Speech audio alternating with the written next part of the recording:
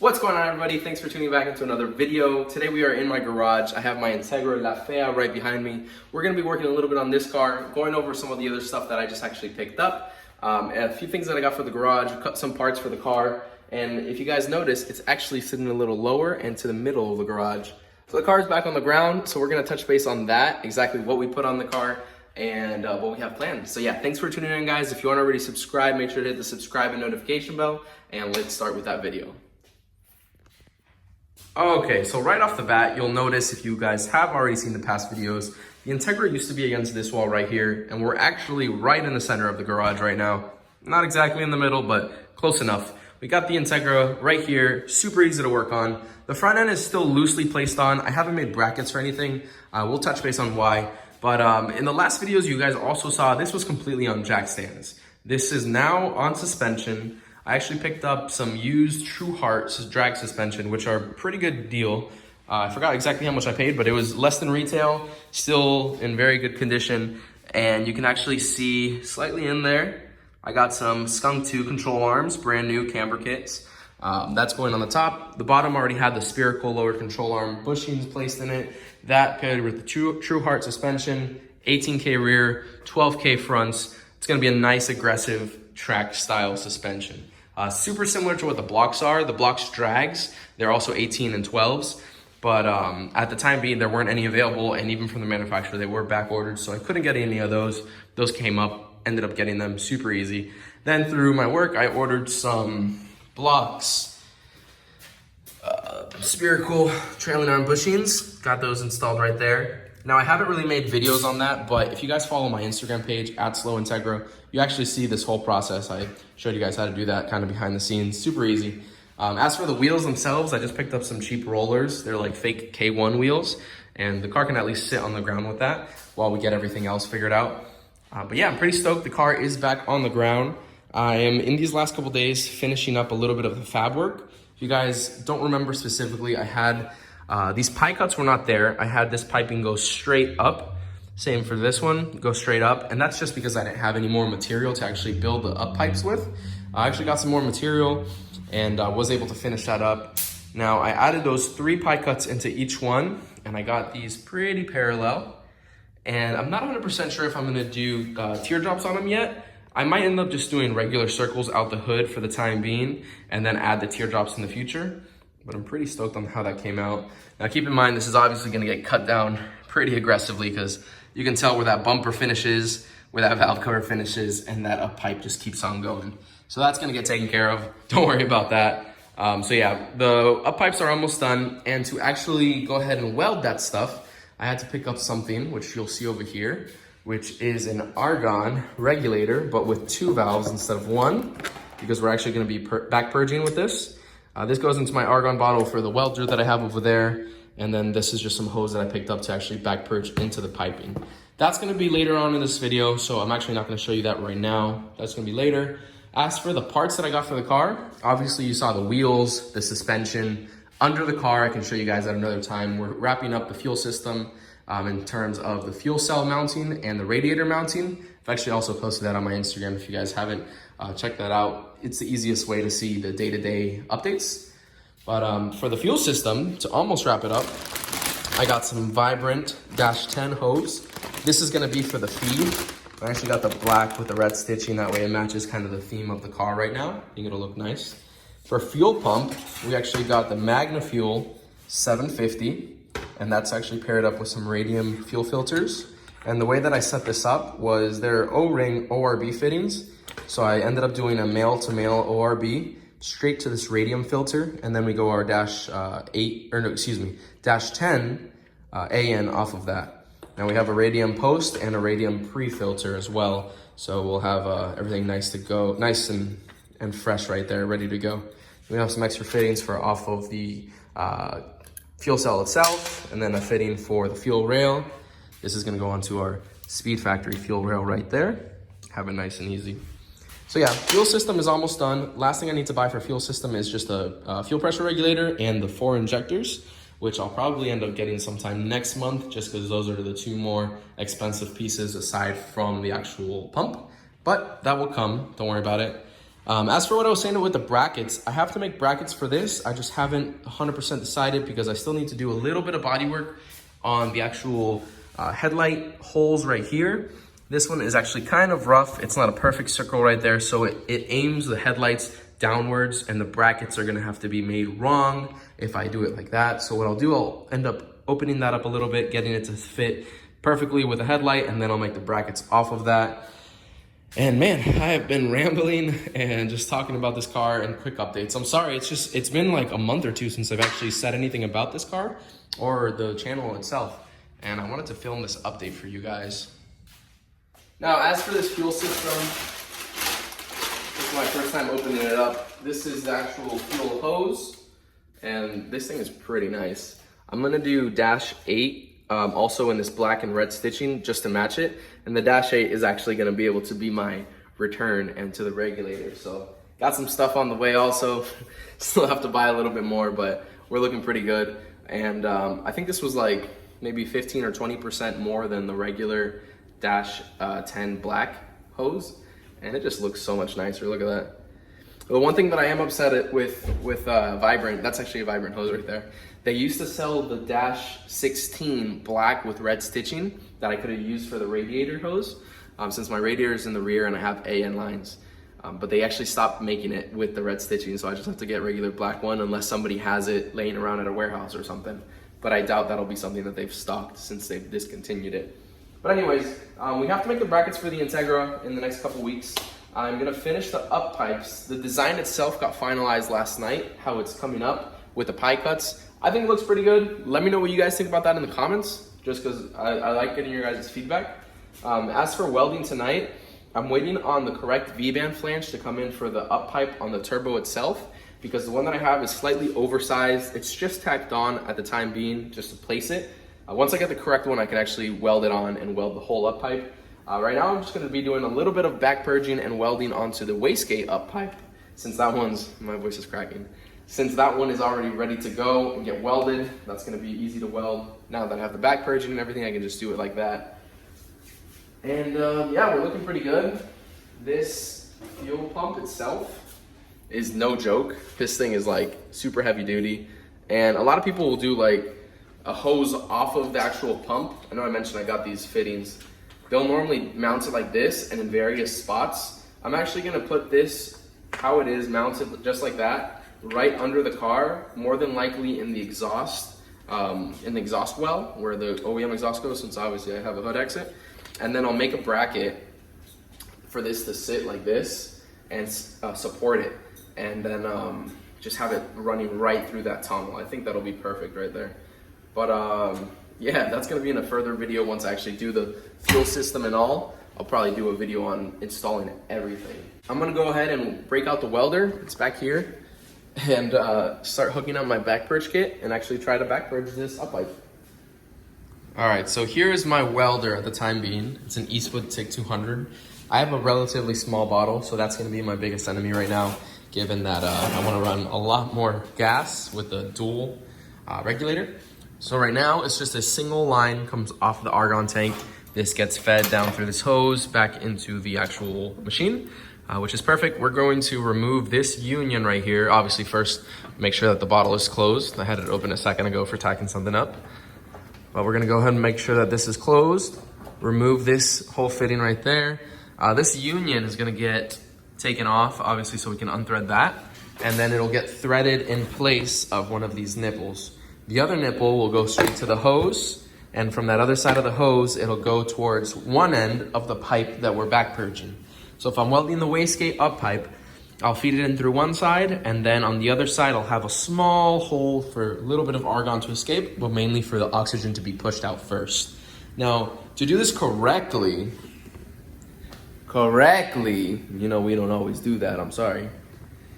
You should get little silicone cups that are made for back purging. You can even use like the powder coating silicone cups, and it kind of fits right there. And in the center, it has a little placeholder for the actual fitting to be fed argon. And on the back, you have that same style cup with a small little fitting that allows a little bit of argon to actually escape little by little. What we're gonna do in its place, which a lot of welders do on a budget, they'll actually run aluminum foil just to cover this hole up. Same thing on the other side, and they'll run their fittings inside. Or if on the other side you don't have the little fitting that lets the escape of air, you'll just leave a little hole open with the aluminum foil.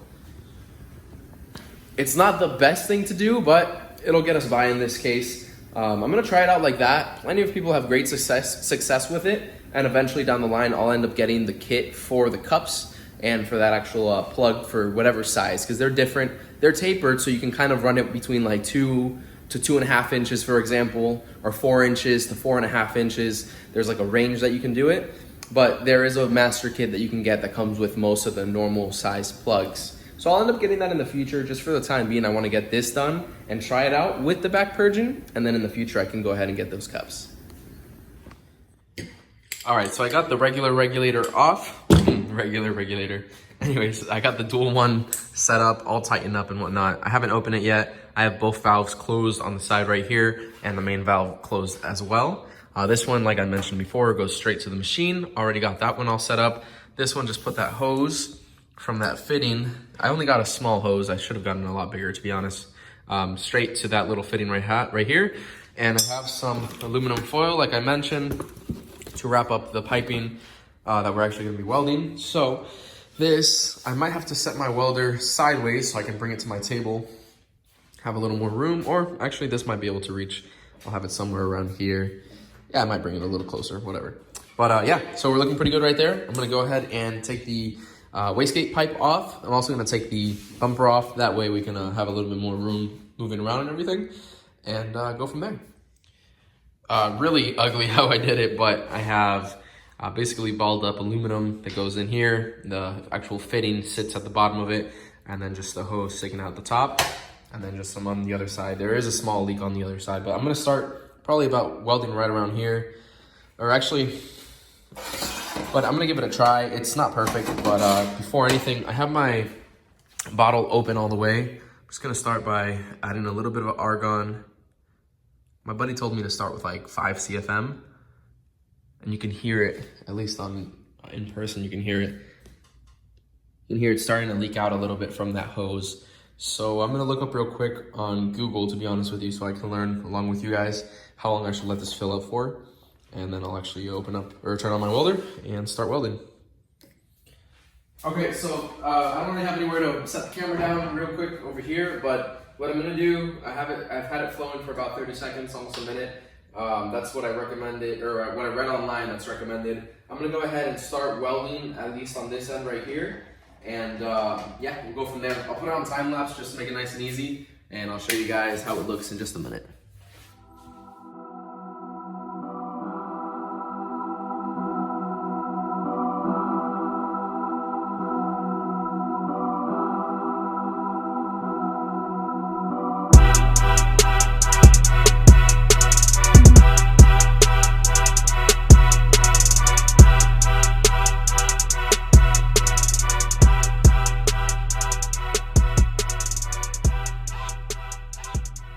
So I don't know if you guys noticed at the beginning of the video, constantly turning it, trying to do a full weld around before going to the next weld.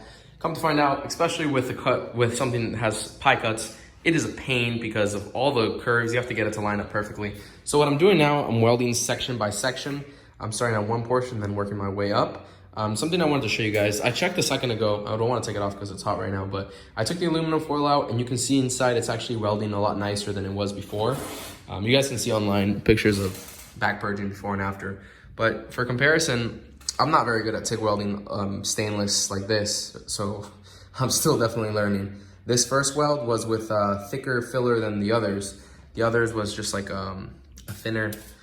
This, I'm not sure what size it is. I have it over there, but this is what, it's like a very graphite pencil type filler rod, a lot thinner.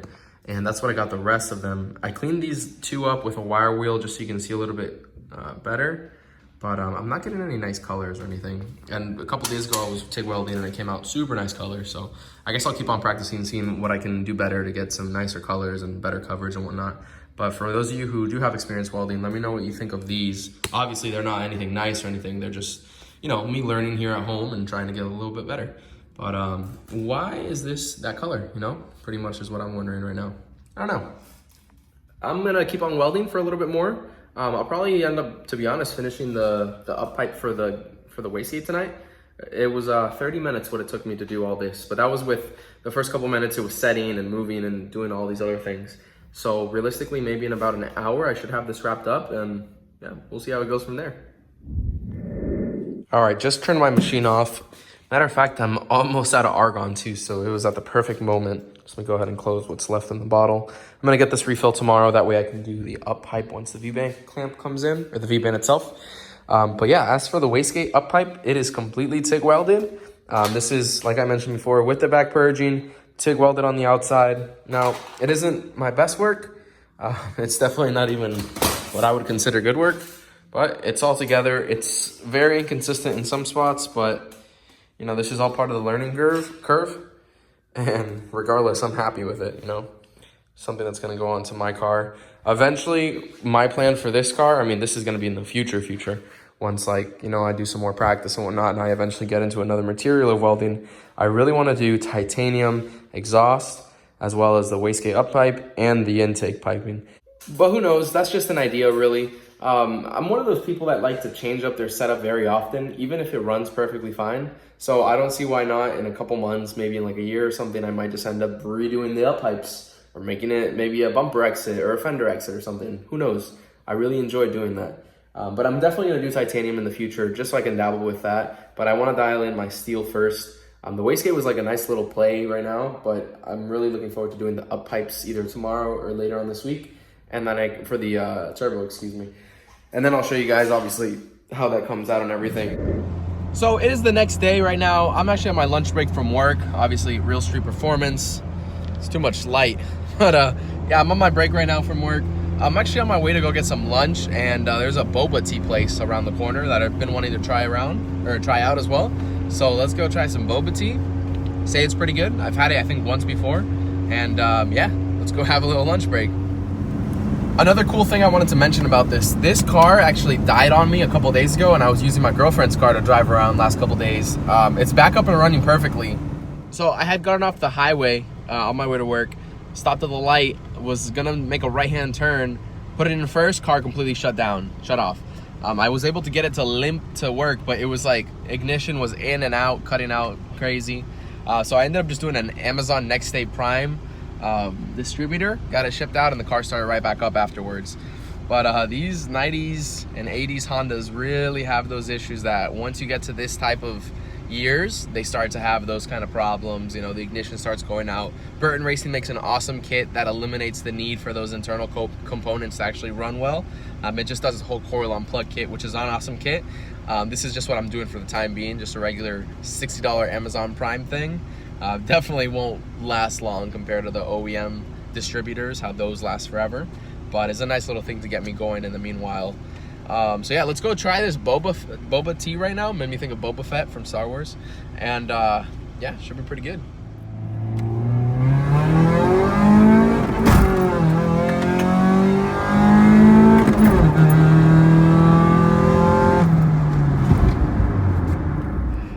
And this car is so slow, but I had to do a little pull for you guys. Now that it's running well again, it revs out a lot cleaner than what it used to. So pretty stoked about that, you know, can't complain.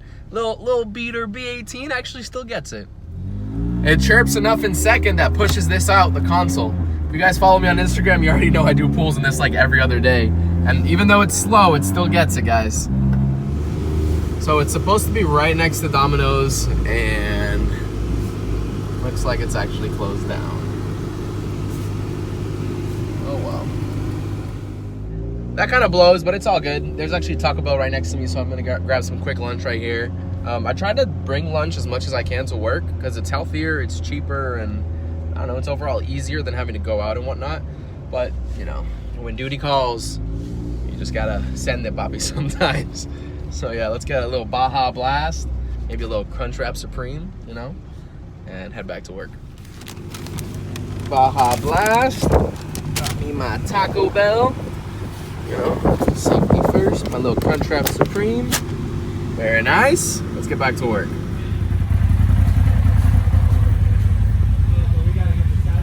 Clay's Integra right here. Some of the side-by-sides. Louise, what's up? These things are nasty, dude. I want to take one of these, Muddy.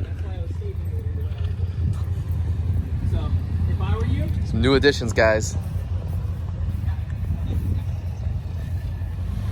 So yeah, we're heading home right now. I'm actually getting a box in front of me. This is getting teased right now and unboxed in the next video. So make sure to have the notifications on, be subscribed. Let me know in the comment section below what you guys think of the fab work and what you guys want to see in the next video. So I'm gonna get home and unbox this and show you guys what we have in store for the Integra and everything in general. So thanks for watching, guys. We'll see you on the next video and have a good day. Peace.